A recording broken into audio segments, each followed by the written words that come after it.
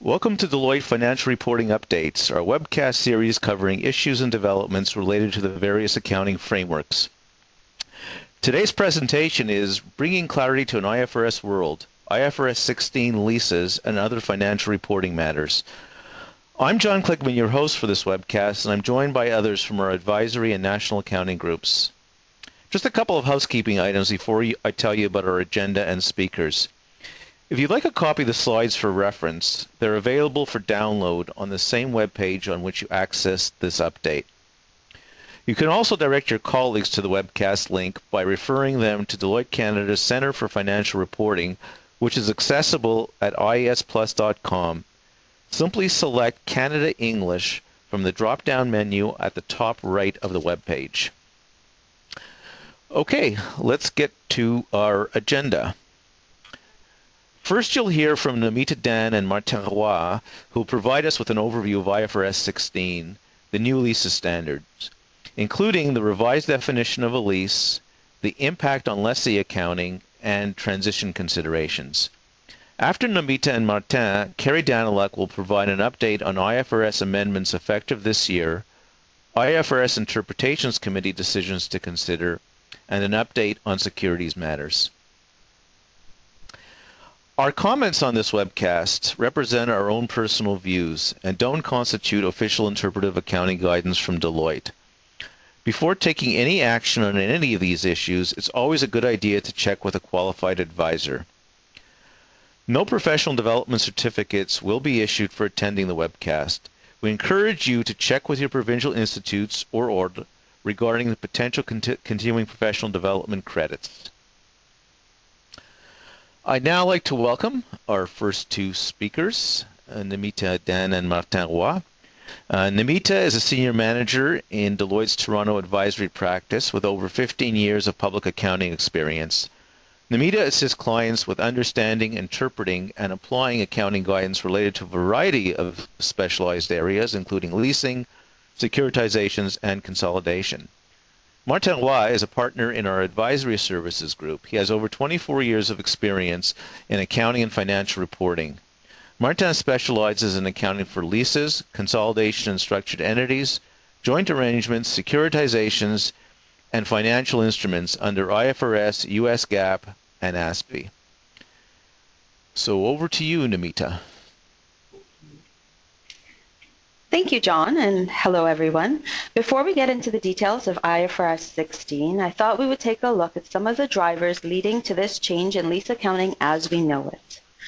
The current IAS 17 model requires lessees to classify leases as either an operating lease or a finance lease, where, as we know, a lease asset and lease liability are recognized on a lessee's balance sheet for a finance lease. However, an operating lease is not reported on a lessee's balance sheet. Instead, it is effectively an off-balance sheet lease and accounted for similar to a service contract would be, with the lessee recognizing a straight-line lease expense over the lease term. Many, including investors, the SEC, and others, have expressed concerns about the lack of transparency of information about lease obligations that are operating leases.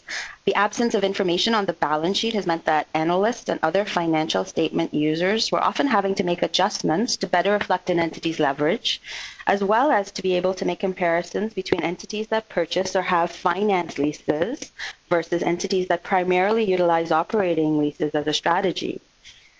As well, the differentiation between finance leases and operating leases has been criticized as resulting in economically similar transactions being accounted for differently. As a result of all these factors, the IASB and the FASB set out to improve the accounting for leases.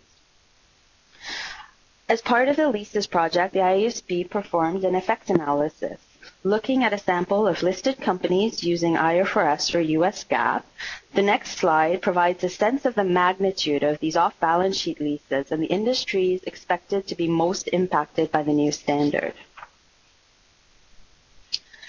Based on the analysis performed by the IASB, the amount of leases currently off-balance sheet is significant.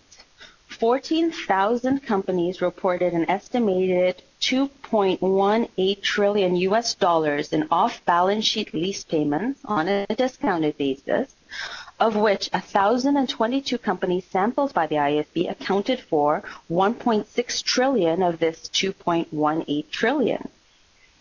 No surprise, the highest proportion of off-balance sheet leases are in North America, with the next highest region being Europe, followed by Asia Pacific, Latin America, and finally Africa and the Middle East.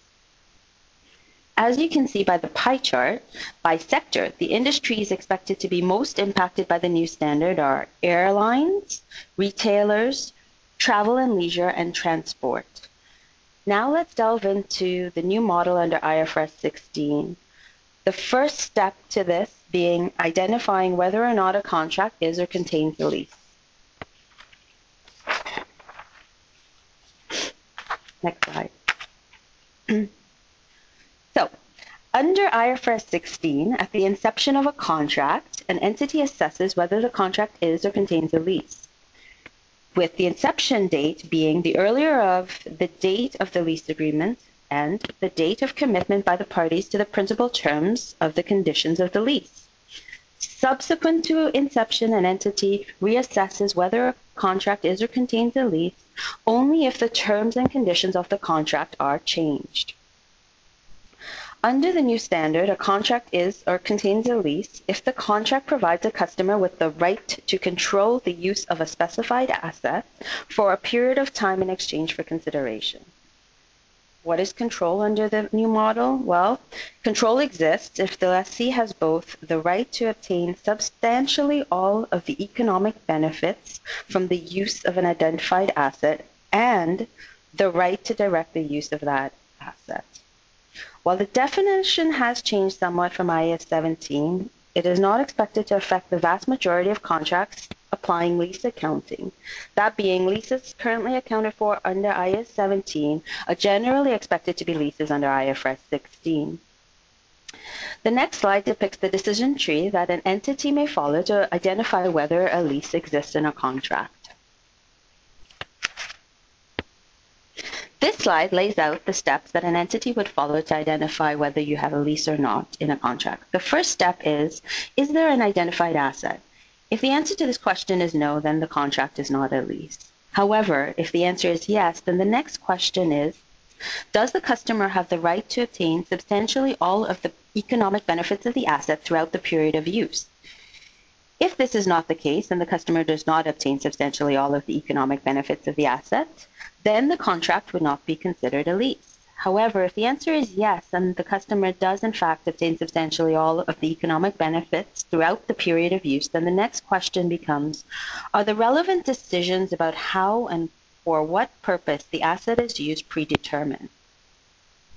If the answer is yes, that how and for what purpose the asset is used is predetermined, then if the customer can operate the asset without the supplier having the right to change the operating instructions, or the customer has designed the assets so that the how and for what purpose the asset is used is predetermined, then a lease would be considered to exist. If the answer is no, and the how and for what purpose the asset is used has not been predetermined, then the question becomes, does the customer have the right to direct how and for what purpose the asset is used throughout the period of use? If the customer has the right to direct how and for what purpose the asset is used throughout the period of use, then a lease would be considered to exist. In the next couple slides, we will explore these concepts of identified asset, substantially all of the economic benefits, and the right to direct the use of the asset in more detail using an example.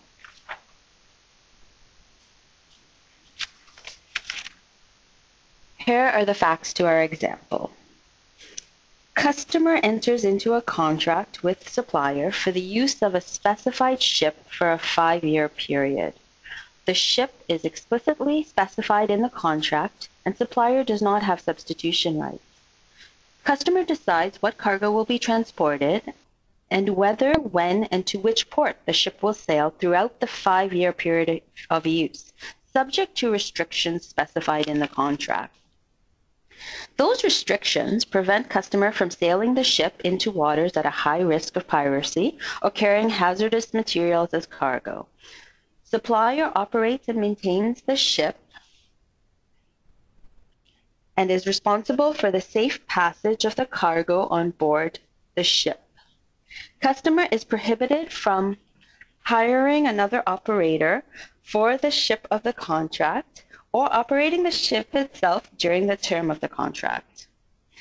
We will now discuss the concepts of identified assets, substantially all of the economic benefits, and the right to direct the use of the asset in more detail in the next slide using this example. So, going back to the definition of a lease. A lease, as you'll remember, is a contract a lease under the new standard is a contract that provides a customer with the right to control the use of an identified asset for a period of time in exchange for consideration. Control exists if the customer has both the right to obtain substantially all of the economic benefits from the use of the identified asset and the right to direct the use of that asset. The first concept is the use of an identified asset. An asset is typically identified if it is explicitly specified in the contract or implicitly specified at the time the asset is made available for use by the customer. If the supplier has substantive rights to substitute the asset throughout the period of use, then the asset is not considered to be identified. A supplier's right to substitute an asset is substantive only if the supplier has the practical ability to substitute alternative assets throughout the period of use, and the supplier would benefit economically from the exercise of its right to substitute the asset. In our ship example, the ship is explicitly specified in the contract, and the supplier does not have the right to substitute the ship. Therefore, it meets this condition and is a specified asset. Some other examples of identified assets include capacity portions, if they are physically distinct, for example, a floor of a building. However, a capacity portion that is not physically distinct, for example, a capacity portion of a fiber optic cable, would not be considered an identified asset unless it's substantially all the capacity such that the customer obtains substantially all of the economic benefits. The second concept is the right to obtain economic benefits from the use of the identified asset. The economic benefits from the use of an asset include its primary output and its byproducts, and other economic benefits from using the asset that would be realized from a commercial transaction with a third party. Going back to our example, in our ship example, the customer has the right to obtain substantially all of the economic benefits from the use of the ship during the contract period through its exclusive use of the ship during this period. Therefore, the customer would meet the second condition and has the right to obtain the economic benefits. It should be noted that the assessment of economic benefits is made within the boundaries of the scope of the contract. What does this mean? Well, for example, in a vehicle lease that has a limit for mileage use of 25,000 kilometers, that limit is within the scope of the contract, and so the vehicle lessee would assess whether it has the right to obtain the benefits of the use of the vehicle within this mileage limit of 25,000 kilometers. For example, can they drive all 25,000 kilometers of the vehicle? Can they drive 20,000 kilometers of the vehicle? The important thing to note with this concept is that a limit does not mean that a lessee does not have the right to obtain substantially all of the economic benefits of the identified asset. The third and last concept is, does the customer have the right to direct the use of the identified asset? A customer has the right to direct the use of an identified asset throughout the period of use only if either the customer has the right to direct how and for what purpose the asset is used throughout the period of use, or the relevant decisions about how and for what purpose the asset is used are predetermined, and the customer has the right to operate the asset throughout the period of use, or the customer has designed the asset in a way that predetermines how and for what purpose the asset will be used. The relevant decision rights that are considered are those that affect the economic benefits to be derived from the assets. For example, rights to change the type of output produced by the asset, rights to change when the output is produced, and rights to change where the output is produced. On the other hand, rights that are limited to maintaining or operating the asset do not grant on its own the right to direct how and for what purpose the asset is used. In our ship example, the customer has the right to direct activities related to the use of the ship because it decides where and when the ship will travel, what cargo it will carry, or whether it will be transporting cargo at any given time. While there are contractual restrictions about where the ship can sail and the nature of the cargo to be transported, these are protective rights and do not prevent the customer from having the right to direct the use of the asset. Therefore, in the example, the customer has the right to control the use of the ship throughout the 5-year contract period, and this would be considered a lease. Now let's move on to the accounting, starting with the accounting for the lessee on the next slide.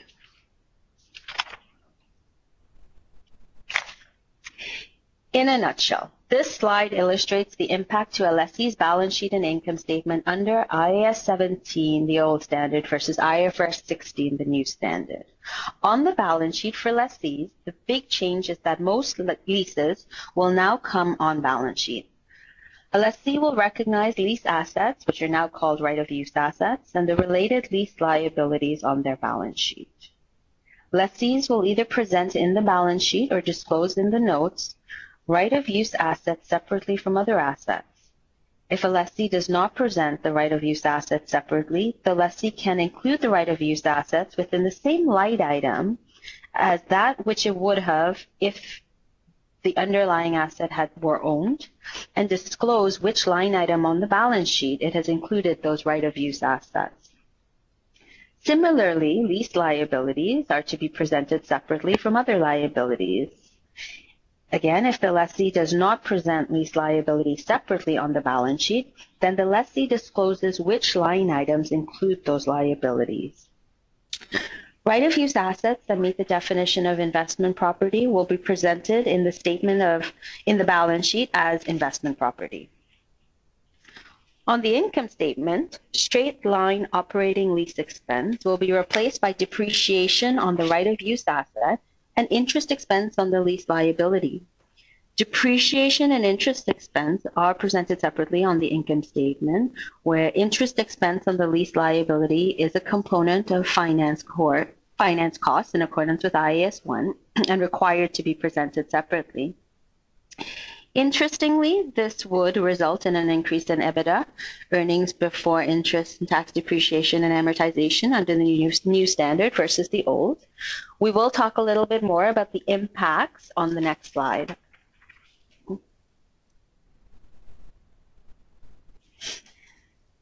As balance sheets grow with the recognition of these right-of-use assets and related lease liabilities, this is going to impact gearing and leverage ratios on the balance sheet.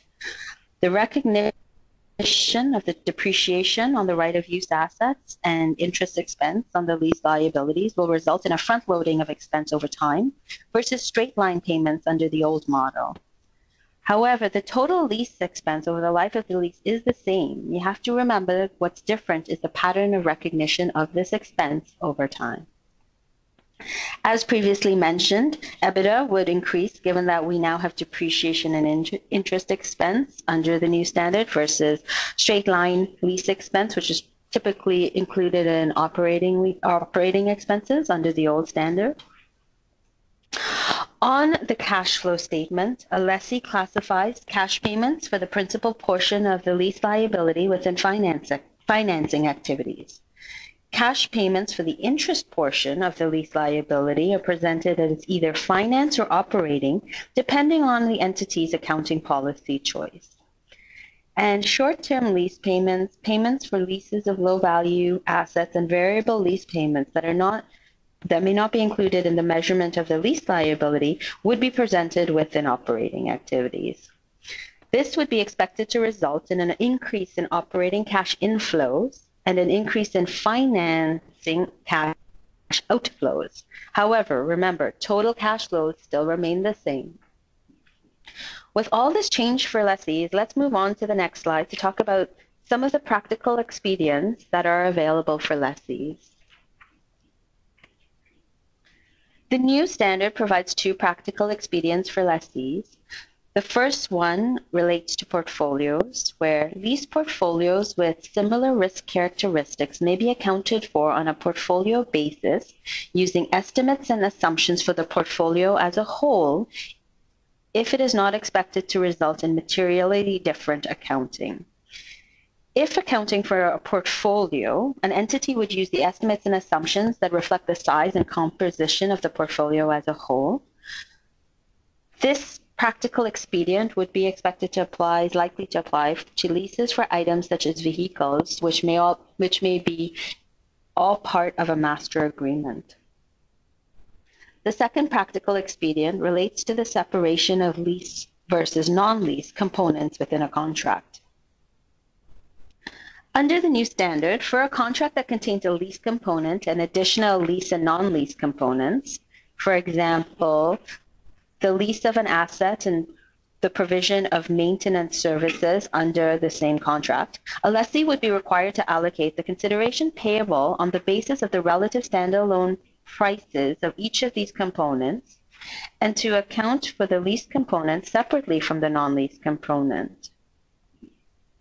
A lessee recognizes the lease component of a contract on balance sheet, and payments with respect to things such as maintenance would be expensed as occurred. This allocation may require significant judgment estimate. Therefore, as a practical expedient, a lessee may elect by class of underlying asset not to separate non-lease components from lease components and instead account for all of the components within the contract as a lease, thereby removing the need for an unbundling exercise, but increasing the liability that the lessee would recognize on balance sheet. Now I will pass it on to Martin, who will talk about the measurement aspects of lessee accounting and some exemptions under the new standard. Okay? Great. Thanks, Namita. So I'm now going to talk about the nuts and bolts of the accounting model for lessees.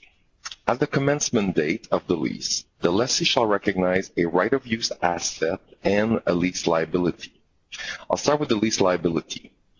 It's initially measured at the present value of lease payments that are not paid at that date, discounted using the interest rate implicit in the lease. If the implicit rate in the lease cannot be reliably determinable by the lessee, as sometimes may be the case, the lessee should use its incremental borrowing rate, just like it currently does under IAS 17. We will look at the components of lease payments on the next slide and the definition of the lease term immediately after that. Subsequent to the initial recognition, a lessee will increase the lease liability to reflect the interest accrued and which is recognized in profit and loss using the effective interest method. It will also deduct the lease payments made from the liability and would remeasure the carrying amount to reflect any reassessment, lease modifications, or revisions to the lease payments. As for the right-of-use asset, it's initially measured at the amount of the lease liability plus initial direct costs. The balance is adjusted for lease incentives, payments at or prior to commencement and restoration obligations determined in accordance with IAS 37, provisions, contingent liabilities, and contingent assets. Subsequently, the right-of-use asset is measured at cost less depreciation and impairment, unless it's investment property that is fair valued or belong to a class of PP&E that is revalued. And lastly, it's tested for impairment under IAS 36, impairment of assets. Let's talk more specifically about the lease payments on the next slide. When thinking about lease payment for purposes of calculating a lessee's lease liability and right-of-use asset, the lease payments are measured as the total of fixed payments, variable payments based on an index or rate, amounts that it is probable a lessee will owe under a residual value guarantee, and lastly, payments related to purchase and termination options that the lessee is reasonably certain to exercise. So let's talk about each of these types of payments in a little bit more detail. Fixed payments are payments that are specified in the lease agreement and fixed over the lease term. Fixed payments also include variable lease payments that are considered in substance fixed payments. For example, a variable payment that includes a floor or a minimum amount. One thing to keep in mind, however, regarding insufficient lease payments, even if a variable lease payment is virtually certain, for example, a variable payment if a retail store meets a nominal sales volume, such a payment would not be considered an insufficient fixed payment under the guidance. So if you have a virtually certain lease payment, you would still exclude that amount from the total lease payments for purposes of calculating the lease liability and ROU asset. Moving on to variable lease payments. An entity would also include in the lease payments to be discounted any variable payments that depend on an index or a rate. In contrast, however, one would not include those variable lease payments that are based on usage or performance of the asset. So, for example, a lease payment that varies based on the sales level of a particular retail store would be excluded. For these types of variable lease payments, a lessee would recognize them as an expense as incurred, which Namita alluded to a little earlier. As for residual value guarantees, one would include in lease payments any amounts that it is probable will be owed under the residual value guarantee by the lessee.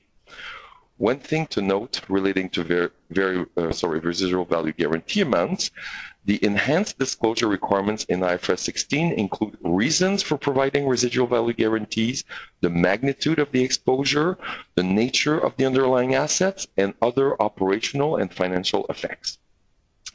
And the last item to include in lease payments are the effects of exercising a purchase or termination option, meaning if it is reasonably certain that the lessee will exercise a purchase option on an underlying asset, then the lease payments would include the exercise price of the purchase of the underlying asset. If it is reasonably certain that the lessee will exercise a termination option, then any fees or penalties associated with terminating the lease would be included in the lease payments. Let's move on to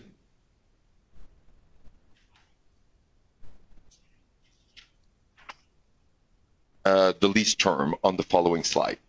Needless to say, the longer the lease term is, and for that matter, the larger the lease payments are, the bigger the lease liability will be at initial recognition. In determining the lease term and assessing the length of the non-cancelable period of a lease, an entity shall apply the definition of a contract and determine the period for which the contract is enforceable. A lease is no longer enforceable when the lessee and the lessor each has the right to terminate the lease without permission from the other party, with no more than an insignificant penalty. By definition, the lease term is the non-cancelable period of the contract plus renewal options that are reasonably certain to be exercised by a lessee and termination options that are reasonably certain not to be exercised by a lessee. The key in this determination is, of course, the definition of reasonable certainty. While it continues to be based on the existence of an economic incentive, which would compel the lessee to exercise the option when it comes up, as is the case under IAS 17, the difference being that unlike in IAS 17, IFRS 16 contains interpretive guidance to help in understanding this notion. In accordance with the standard, when assessing the likelihood of exercising an option, one must consider all relevant facts and circumstances that create an economic incentive for the lessee to exercise or not to exercise the option. Examples of factors to consider include contract-based factors. For example, a contract may include an option to extend or terminate a lease that may be combined with one or more other contractual features so that the lessee guarantees the lessor a minimum or fixed cash return that is substantially the same regardless of whether the option is exercised. There could be asset-based factors, for example, where the lessee has installed significant leasehold improvements that would still have economic value when the option becomes exercisable. There may be entity-specific factors, and these are probably new in the way we think about exercising an option or reasonable certainty for exercising options under IAS 17. So, for example, the importance of the underlying asset to the lessee's operations, where one should consider if the asset is specialized in nature, the location of the asset, and the availability of suitable alternatives, as well as, here's the kicker, a history of exercising renewal options in the past. And finally, market-based factors. So, for example, they may include an assessment of current market rentals for comparable assets. As for the reassessment of a lease term is required when, for example, a significant event or change in circumstances occurs that is in the control of the lessee. A contract term requires the lessee to exercise or not to exercise a renewal or termination option, respectively. The lessee elects to exercise or not exercise a renewal or termination option that was not previously deemed to be reasonably certain of being or not being exercised. Let's move on to the exemptions to the ROU, right of use asset accounting model that exists under IAS 16. A lessee may elect to apply certain recognition exemptions to 1, short-term leases, and 2, leases for which the underlying asset is of low value. If such recognition exemptions are applied, then the lease payments associated with those leases are recognized as an expense on either a straight-line basis over the lease term or another systematic basis if that basis is more representative of the pattern of the lessee's benefits. So what is a short-term lease? It has a lease term that at the commencement date of 12 months or less, and it does not include a purchase option.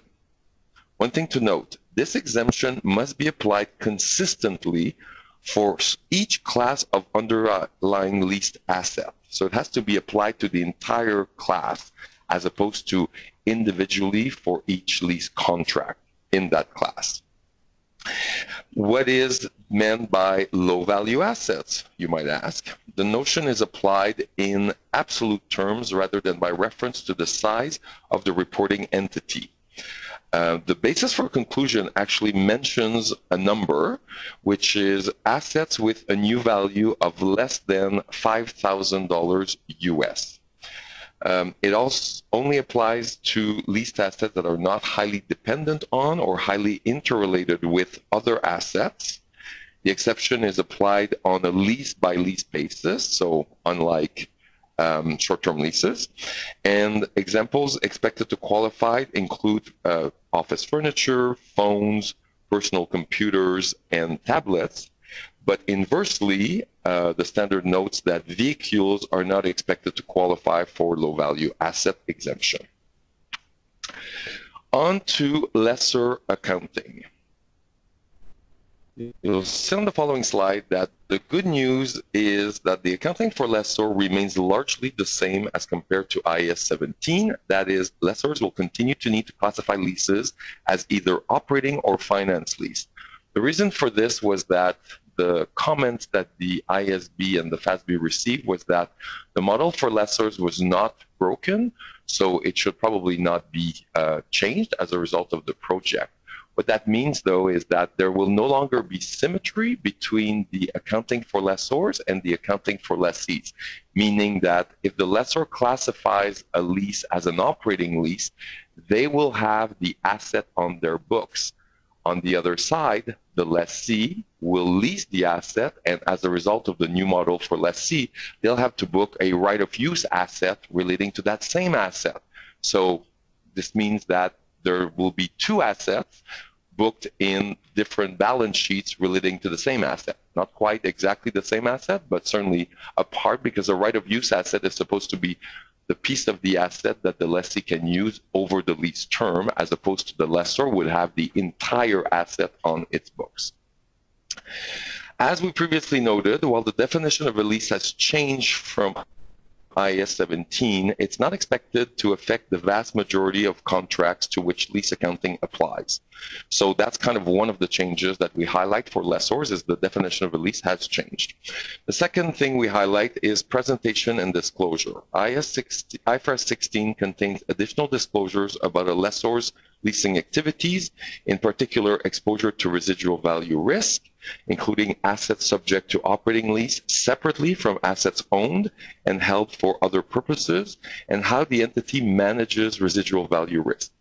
There are also enhanced disclosure requirements where also added to enhance users to better estimate cash flows arising from the lessor's activities, IFRS 16 requires the lessor to disclose the components of lease income recognized in the reporting period, to also disclose information about how it manages its risks associated with any rights that it retains in leased assets, and also disclosures required by IAS 16, property, plant, and equipment, separately for assets subject to operating leases, further distinguished by significant classes of underlying assets from owned assets that are held and used by the lessor for other purposes. The third difference I'd like to highlight is the definition of initial direct costs. IFRS 16 defines them as incremental cost of obtaining a lease that would not have been incurred if the lease had not been obtained, except for such costs incurred by manufacturer or dealer lessor in connection with the finance lease.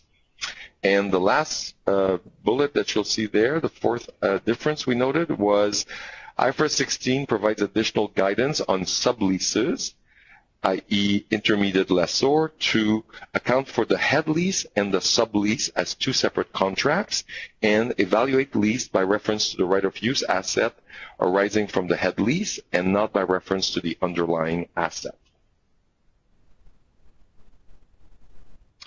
So now that we've talked about the accounting for the lessee and the lessor, let's focus our attention on transition. On the next slide, you'll note that the standard is effective for annual reporting periods beginning on or after January 1, 2019.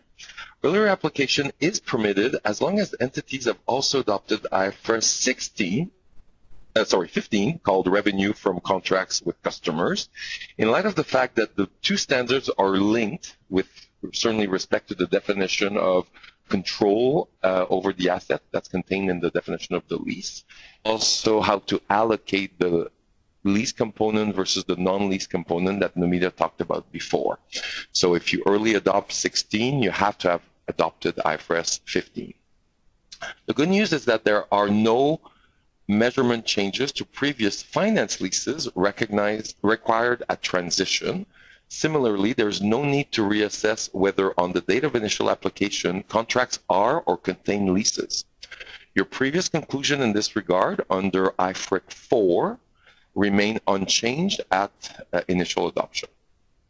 As for operating leases outstanding at the date of initial application, a lessee shall apply IFRS 16 to its leases either on a full retrospective basis to each prior reporting period presented, applying the concepts in IAS 8, accounting policies, changes, and accounting estimates and errors, which implies restatement of the comparative year balances, or you can choose to do it on a modified retrospective basis with the cumulative effect of initially applying the standard recognized at the date of initial application, meaning that there's no restatement required under this approach for the prior comparative period. And that team must apply the election consistently to all its operating leases in which it is the lessee. Choosing the full retrospective approach under IAS 8 will potentially be more involved and costly to the organization, but will obviously provide more comparability to the financial statements. In contrast, if the modified retrospective approach is applied, although it is simpler and there is no need to restate the comparative period, you'll lose on comparability, possibly burden future years with more lease-related expenses than would otherwise have been required, and additional disclosure requirements associated with these alternatives are required.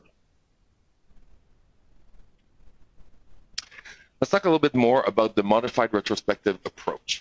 Under this approach, one would first calculate and recognize the lease liability as the present value of the remaining lease payments at the date of initial application, presumably January 1, 2019, discounted using the lessee's incremental borrowing rate at that date. As for the right of use asset, there's a choice. It is measured at either the carrying amount as if IFRS 16 had been applied since the commencement date of the lease, at the lessee's incremental borrowing rate at the date of initial application, or an amount equal to the lease liability adjusted by any prepaid or accrued lease payments. So in comparing the two options to determine the right of use asset balance, the carrying amount option would require historical data which may be cumbersome to obtain. Under the other option, essentially making the right of use asset balance equal to the lease liability balance, there would be no retained earnings impact, and it could potentially be more cost effective.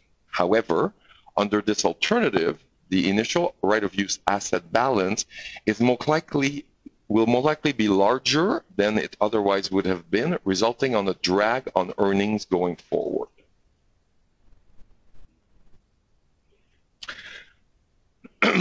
So if one chooses the modified retrospective approach to initially adopt the standard also contemplates some additional practical expedients to facilitate the application of that methodology. So in addition to the portfolio, low-value asset, and short-term lease expedients previously discussed, a lessee may use one or more of the following practical expedients, assuming that they are applying the modified retrospective approach to operating leases previously classified under IAS 17. The practical expedients can be applied on a lease-by-lease basis. For example, and they're indicated on that slide, for example, a lessee may rely on its assessment of whether leases are onerous, applying IAS 37, provisions, contingent liabilities, and contingent assets, immediately before the date of initial application as an alternative to performing an impairment review of its right of use asset that will initially recognize.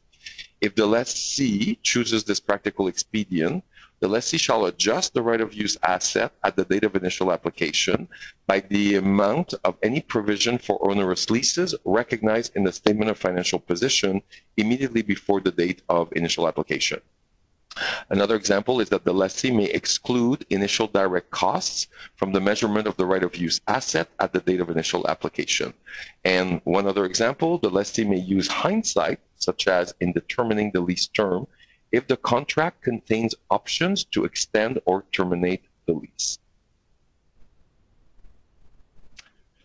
On the following slides, we have indicated things to keep in mind as you contemplate the initial adoption of IFRS 16 and have classified them in the slide in 3 different categories: financial reporting considerations, practicalities, and other considerations. For example, when thinking about the financial reporting implications of initially adopting the new standard, you should remember that the right of use asset leads to a higher total lease-related expense, as Nomita explained earlier, in the early years as compared to the later ones.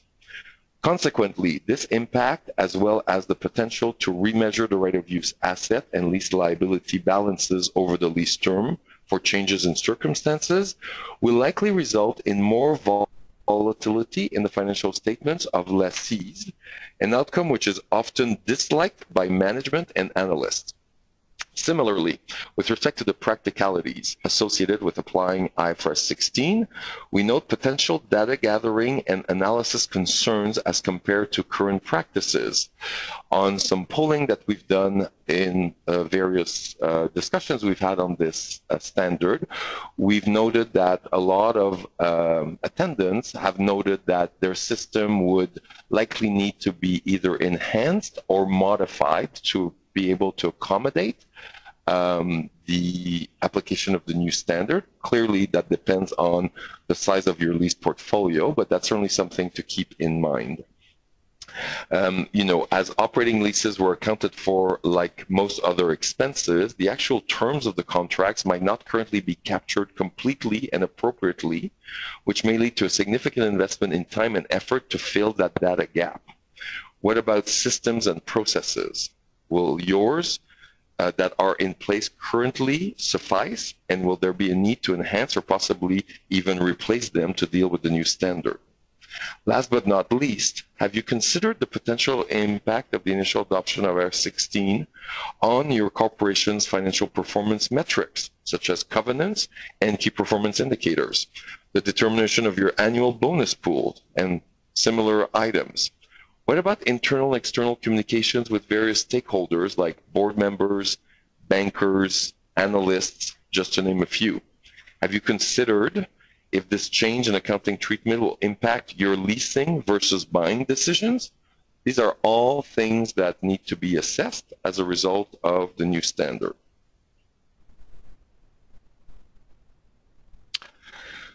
Last but not least, how can we talk about the adoption of a new standard without talking about a project plan and steps to ensure a successful implementation? You'll note those on slide 27. This is what we refer to as next steps and steps to success. Despite the fact that January 1, 2019 seems far for all of us right now, depending on how many leases your organization is a party to, looking more closely at what needs to be accomplished by then isn't, unfortunately, that far off.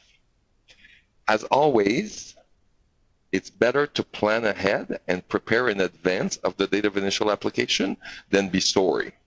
Clearly, you need to tailor the project plan based on the type of operations and number of leases impacted.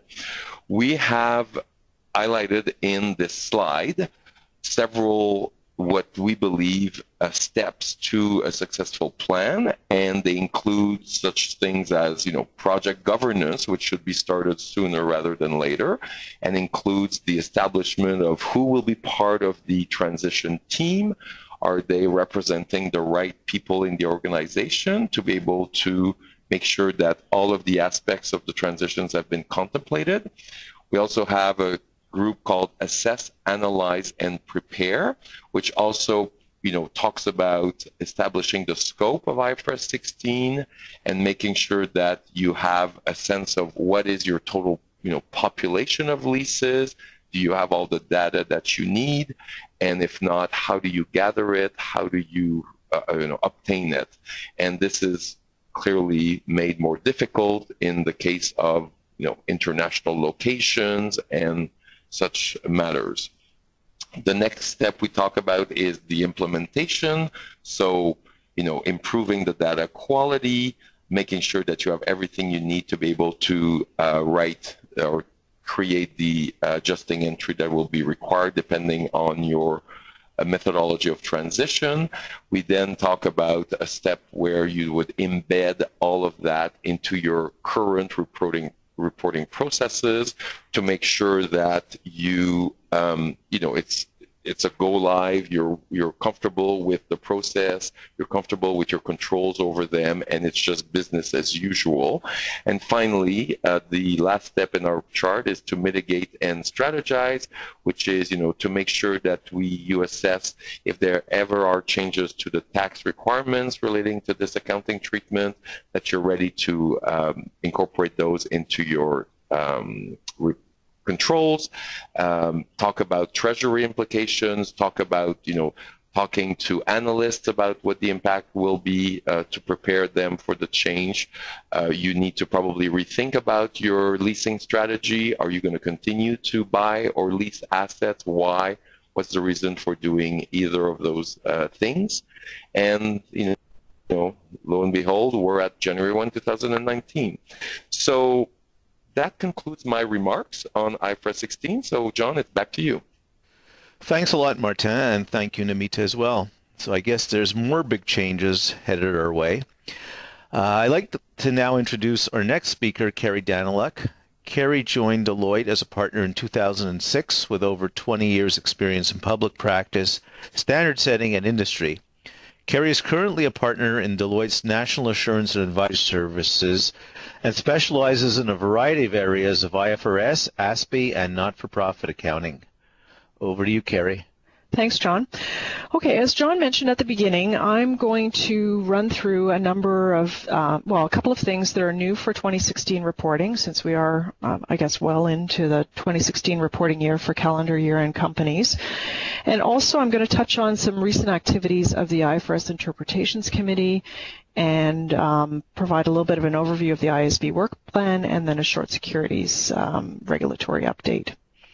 So first of all, new for 2016, we have this amendment that is highlighted on the slide related to IS1 and presentation of items in other comprehensive income. So as you know, there's an existing requirement to show other comprehensive income items segregated between those that recycle versus those that do not. So what do we mean when we say recycle, not recycle? So we say that an item that we put in other comprehensive income that will probably eventually someday end up in regular profit and loss, we would say that those are recycling items. And items that do not recycle are ones that go straight into OCI, and we cannot or will not expect to see them in regular P&L. So some examples: items that recycle, gains and losses on available for sale investments, for example, or maybe items related to cash flow hedging instruments. So those go into OCI and then someday will come into, regular P&L. So those are ones that recycle. Items that don't recycle, not too many examples of those, but one example is related to employee benefits, items that go into OCI and will not go back into regular P&L. So what's up with this new requirement? So we have the requirement to segregate between recycling and non-recycling. This requirement that's new for 2016 is to show the share. So remember also that we need to show OCI items related to your equity accounted investees, so those being your associates and your joint ventures. So those need to be shown separately. And now they've introduced saying, okay, we want those highlighted between recycling and not recycling as well. So the slide shows an example of how you might do that. And, it's certainly not the only way to do it, but it is an example, and it's based on what they actually presented in the standard as an example. So that is required for 2016. So hopefully people have been doing that for their first quarter. It would be required in the quarterly reporting new for 2016. So the next item we're going to touch on is actually, it's an area where, I don't know, personally I'm having a little bit of trouble trying to keep up here. We have a myriad of amendments and inquiries regarding changes in ownership interests of all different sorts, so associates, joint control, what do we do in some of these situations where maybe the existing standards are not overly clear. So one thing we do have in the standards that's new for 2016, and it's right in the standards, and you will find it in IFRS 11, paragraph 21A, and it is answering the question, what do we do when we acquire an interest in a joint operation? So this is both a new interest, so buying in for the first time into a joint operation, as well as adding to an interest that you already have. And so why is this unclear? Well, remember, a joint operation is, we're doing that sort of special accounting where we're accounting for the assets and liabilities, the venture, the joint arranger's share of assets and liabilities. We're not doing equity accounting, which would be what we would do for a joint venture, where maybe there is more clarity what we do when we first buy an equity interest in a joint venture. So here it was thought that there was not enough clarity, so they have introduced this paragraph 21A that basically points you to the requirements of IFRS 3 and says, look, follow IFRS 3 when you're buying into a joint operation or increasing your interest in a joint operation, as long as that joint operation meets the definition of a business. So what does that mean? It means we would have a purchase price allocation, there could be goodwill, transaction costs would be expensed, all the consistency with IFRS 3. So that has now been clarified. There are a number of other areas that they're still working on, kind of related to this whole change in ownership interests question. And so, as I said, it's getting a little bit hard to kind of follow and keep up with those. So what we would plan to do is bring back to our next general webcast, probably likely in the fall, we'll do a more holistic look at the whole area. So a little incentive to tune in the fall if you're interested in that topic. So moving on to the next area, next thing I'm going to talk about is on the next slide. Oh, sorry, I do have one more new for 2016. Can't forget this one, IAS 16 and IAS 38. So there has been some amendments to clarify acceptable methods of depreciation for PP&E and intangible assets. So what is this amendment all about? So the amendment is addressing so-called revenue-based depreciation methods. So what's a revenue-based depreciation method? That would be any time you would sort of look at an asset and say, well, I expect to earn a certain amount of revenue through the use of the asset, and so I will record depreciation based on my progress to earning that expected revenue, sort of a high-level description of what a revenue-based depreciation method might look like. I think we probably see them more often in intangible assets than PP&E, but not unheard of in PP&E as well. So what does the amendment do? So when it comes to PP&E, the use of revenue-based depreciation methods has been prohibited. And then when it comes to intangible assets, they've established in the standard a rebuttable presumption that a revenue-based amortization method is likely inappropriate. There may be some judgment-based ways to overcome that presumption and still use the revenue-based amortization method, but it is a matter of judgment, and the standard is kind of setting you up for those methods should not be used any longer. So the amendments are effective for January fiscal year starting January 1st, 2016 on a prospective basis. And so something to keep in mind there. We have seen, as we see our early quarterly reporters coming through, we have seen a few companies will probably likely be making some changes to their accounting policies as of this new standard. So hopefully everybody who's affected by that is on top of that one. So on to the next area I'm going to talk about, and that's starting on the next slide. And it's really a couple of areas that the IFRS Interpretations Committee has been looking at. And actually in these cases, I'm actually going to be talking to you about situations where they have decided not to pursue an interpretations committee project for the topic in question. So why do we look at places where, subjects where the IFRS Interpretations Committee has decided not to do something? A lot of times we find when they report their decision, there's some useful conclusions in there. So sometimes it's an example of them saying, well, we think that the guide, we don't need to do any work here because the guidance is already clear, and here's why we think it's clear. So in a way, by not taking on the project and explaining why they think the guidance is clear, sometimes they do provide some sort of clarification language that we can use sometimes when we're making these difficult accounting judgments about how standards should be applied. So that's one example. And then there's other cases where they look at it and they say, yep, the standards are not clear, and we really can't sort of reason through to what the answer should be based on the standards, and so maybe it's an area that needs more standard setting beyond what the Interpretations Committee can do. So, for example, referring something to the International Accounting Standards Board for a change to the actual standard. So, the ones I'm going to talk about today really is kind of an example of each.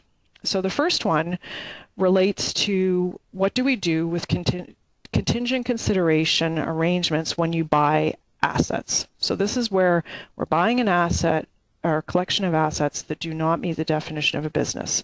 So when we buy a business, it is clear under the business combination standard that you do need to account for that contingent consideration from the date of acquisition.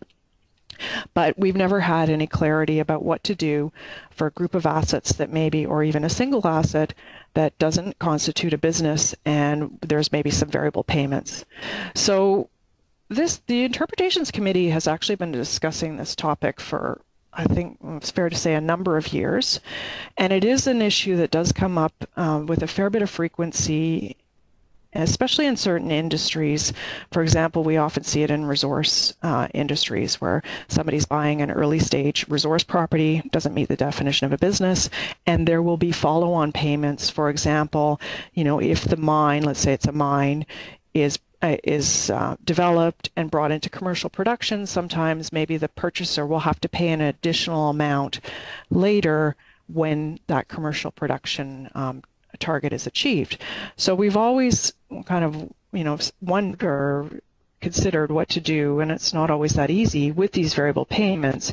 And it also comes up on the recipient side. So what does the seller of those assets do with those contingent consideration or variable payments?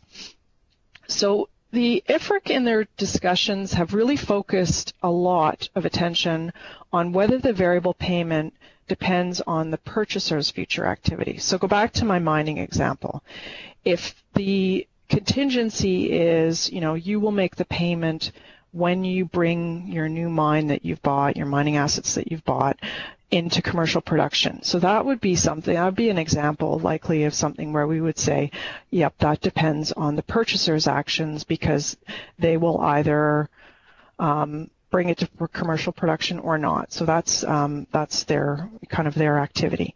So they did focus a lot on that question and really looked at, well, if it is something that depends on the purchaser's activities, maybe we should wait until those targets have been met or the purchaser activities have been completed before recording the amount that should be paid. And so they were hanging a lot of weight on finishing up the leasing standard and saying, well, maybe we can draw some analogies there on variable payments in a lease and how those end up getting treated in the leasing standard. So fast forward to today, we have the leasing standard, and nevertheless, the IFRC has recently concluded that they don't have enough basis to come to a conclusion on this, even, notwithstanding that we do have the leasing standard now. They came up with mixed views. They were unable to reach a conclusion on this one. They've concluded that the issue is too broad, and so they're not adding it to their agenda, and really the recommendation is that the board, the International Accounting Standards Board, needs to take it on. So what do we learn from all of this? Well, we don't really have a lot of answers in how to proceed in these situations. I guess it does confirm that it's an area of judgment, and there may be some diversity in practice and room for different judgments. So I think it's an area where, we say still tread carefully. It's interesting, but maybe not that helpful that the IFRC has decided to not take this issue on. The other thing to note is this issue has been discussed in Canada, most recently by the IFRS, the Accounting Standards Board's IFRS discussion group in September 2014. So there are some papers from both there's some notes from the discussion, and that group discussed both the purchaser's view of the variable payments that they might have to make when they buy their asset, as well as the seller's view as the recipient or potential recipient of those variable payments when they sell the asset. So maybe more to come on that one. Stay tuned. It continues to be an area for some significant judgment and maybe some difficulty. Now the next one on cash pooling is basically kind of the other example where I said they reject the issue, but in their notes they sometimes give us some helpful hints on how they feel the standards should be interpreted, at least in a particular situation. So oftentimes what the IFRC will consider a situation that someone says to them. So in this particular case, the submitter sent in a situation explained on the slide. So it's a cash pooling arrangement where subsidiaries each have their own separate bank accounts. At the reporting date, there's a legally enforceable right to set off the balances in these accounts. So this is getting at netting of financial instruments, offsetting of financial assets with financial liabilities under IAS 32. So kind of the question is, well, what if some accounts are in asset positions versus liability positions? Do we have the legally enforceable right to set those off? So the answer in this case is yes. And the interest that's calculated, so the interest that the bank will pay on all of these accounts is calculated on the net balances. And the company does regularly initiate transfers of balances into a single account, so a single netting account. So they will do periodically these regular sweeps where they sweep all the accounts and put it all into a netting account. So that is happening. But the kicker here is, or the little glitch here is that as at the reporting date, this is not necessarily done, it's kind of done periodically, but not necessarily at the reporting date. And if it had been done at the reporting date, then I guess we wouldn't have an issue with offsetting because we just have everything in one account. And also at the reporting date, there is the ongoing expectation that before the next sweep or, netting date, transferring everything to the netting account, the individual subsidiaries will continue to use the balances. The balances will change. They'll go positive to overdrawn maybe. So there's the question really that they considered is, can the intent to settle net be demonstrated in such a situation? So remember, in order to offset financial assets and liabilities, you need the legally enforceable right to set off, but you also need the intention that those balances will be settled net or simultaneously. So in this case, they accepted that there is the legally enforceable right, but did they meet the second condition with the intent? And so the conclusion here was no, the intent was not met because the balances would and could change before the next sweep date. So that's right in the rejection notice. It is a question that sometimes comes up in practice. We do get questions about netting, and so really this does illustrate, at least in this case, how the question of intent should be considered. So they did decide not to add this to their agenda. They concluded that maybe it wasn't widespread, and they also thought that in this particular fact pattern, it was reasonably clear that intent was not met. So that's an example of, one of the cases where maybe what they said in their rejection notice can be a little bit instructive for other situations where the question might come up. Okay, so switching gears a bit, I am going to now just give a couple of updates regarding the revenue standard. So on the next slide. So as we know, we have IFRS 16, which is a reasonably armed standard with the revenue standard in US GAAP, and we're working towards a effective date for that standard of 2018. So one of the things that happened recently is the ISB has issued some clarifying amendments, their clarifying amendments to the standard in April. So those are out there. Have a look for them if you haven't seen them. Now, as you know, if you've been following the project, that the amendments are a result of the work of the so-called TRG discussion group. So what's this group? This group, TRG, stands for Transition Resource Group, I think.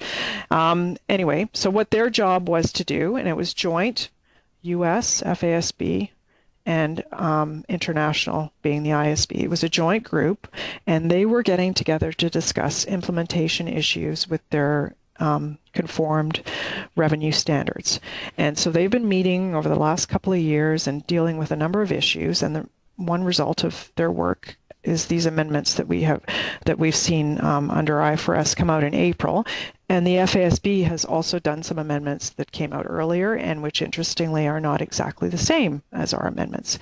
So what we have here is a situation where we've got a baseline conformed standard, but perhaps the two groups, being the US versus the international standard setters, are maybe going in some slightly different directions on certain interpretive matters. So also interestingly, the FASB is going to continue its work with the Transition Resource Group, the TRG, whereas the ISB is not going to participate in that anymore. So it's possible that the situation of maybe having some divergence will will persist. So as a result, we have the SEC has given a speech in March regarding where they talked about the new revenue standard a bit and some of the things that they're observing about it. And one of the observations that they made is that they will have an expectation that domestic and foreign private issuer registrants will have consistent reporting outcomes for identical transactions. So what does that mean? So obviously they're regulating all the domestic issuers who file with them under US GAAP, but also foreign private issuers who are the folks from other countries who would usually probably be filing with them under IFRS. So essentially what we're saying is the SEC, notwithstanding the fact that the FASB is doing its own thing regarding to clarifying amendments and continuing to work with the TRG, that while the ISB is not, so notwithstanding that situation, they are expecting domestic, i.e. US GAAP filers and IFRS filers to both adopt consistent interpretations of the standard, and which means that foreign private issuers and people following IFRS that want to file in the US are going to have to keep monitoring the work of the TRG that's going on in the US and be cognizant of making their accounting judgments and selection of accounting policies in ways that align well with whatever interpretations are coming out from the TRG work. So that's an interesting situation. And then there's going to be the whole group of other IFRS filers who are not foreign private issuers, so maybe Canadian domestic filers. And so where does that leave them in terms of application of IFRS and this ongoing work of the TRG? So interesting times. Interestingly, we've got a converged standard, but then we still have these sort of maybe possible areas of differences that may emerge on the interpretive matters. So stay tuned to that one. And then the other things that the SEC, I guess, touched on in their speech is, don't forget to think about internal controls. So that's an important area as well with the new standard. They are looking forward to seeing more detailed disclosures on the effects of the new standard during the run-up to implementation. And yeah, so I guess what I would encourage you to do is we are having a webcast specifically dealing with revenue and IFRS 15 issues in June. So keep an eye out for that if you're interested in the topic. And I'm sure there's more to come on these and other topics related to the revenue standard. So moving along. So here, the ISB work plan. So let's just touch on a couple of areas here. So there are a few things, and this is, I guess I will remark, it's a somewhat abridged version of the work plan, which can easily be found on the ISB's website. So we've given you the link at the bottom of the slide, but this work plan, this is based on a work plan that's up to date as of April 22nd. So what have we got? In the next few months, we have some clarifications related to share-based payment transactions, so that's a final standard. We are expecting a definition of a business exposure draft, so that's one that I'm personally looking forward to seeing. This is an area where we have seen some diversity and difficulty in practice. And really the question is, what constitutes a business under IFRS 3, the business combination standard? And of course, as you know, there can be some big differences if you've got a business that you've acquired, you have goodwill, your transaction costs get expensed, and a few other differences that can be important. And so, whereas if your collection of assets is considered not to be a business, you wouldn't have goodwill, transaction costs would be capitalized into the cost, and so on. So this is an important question. I think it's an area that deserves some clarification because it really has been an area that we've struggled with, I think, a fair bit since adoption of IFRS. So stay tuned for that one. That's an exposure draft. The last item in the under 3-month category is, as I mentioned, the more clarification, hopefully, around changes in ownership interests. So we'll be bringing that one back to you in a future webcast.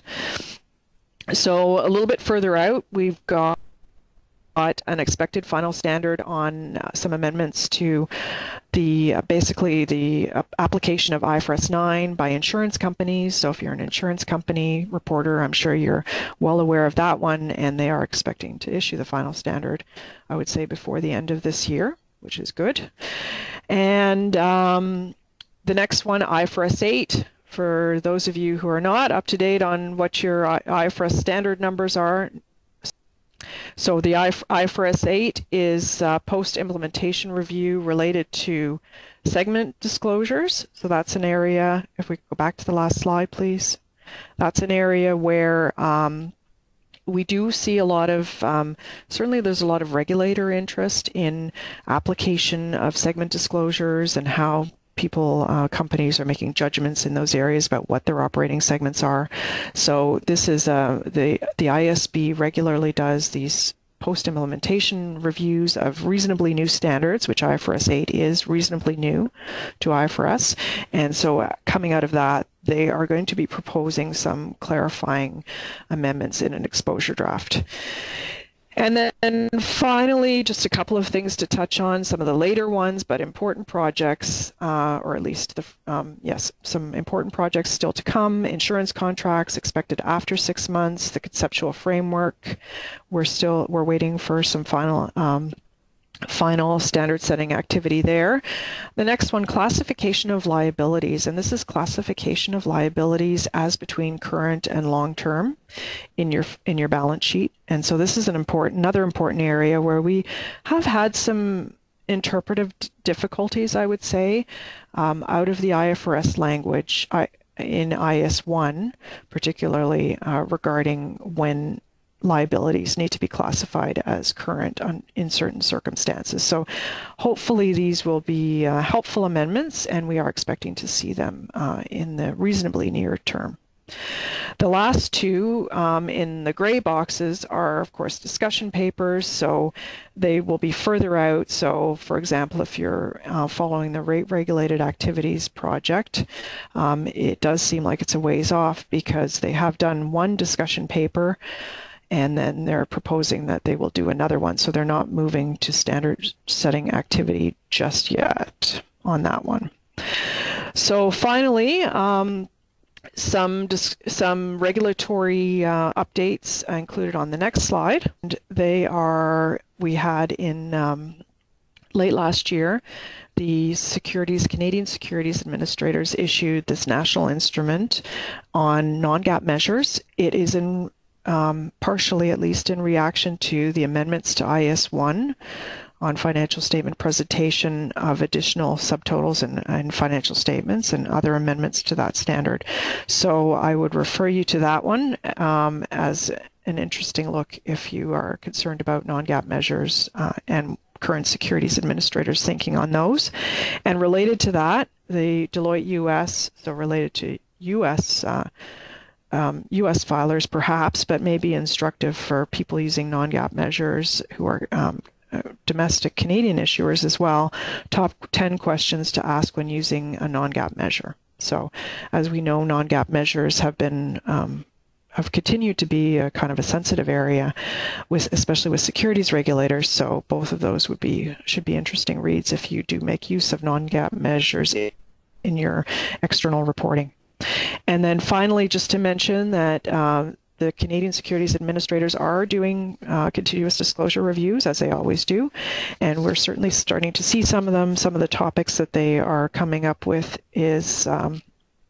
includes classification of joint arrangements as between joint operations and joint ventures, so questions there, and also questions around the assessment of going concern in certain cases. So with that, I guess I will just move to the slides where or the one slide where we remind people of the resources that are available to them. And thank everybody for listening in today, and turn it back to you, John. Okay, thanks a lot, Carrie. In addition to the resources that we've referenced in this webcast, we'd like to remind you about Deloitte Canada's Centre for Financial Reporting website, or CFR for short. It features an extensive collection of news and resources about accounting and financial reporting developments relevant to the Canadian marketplace.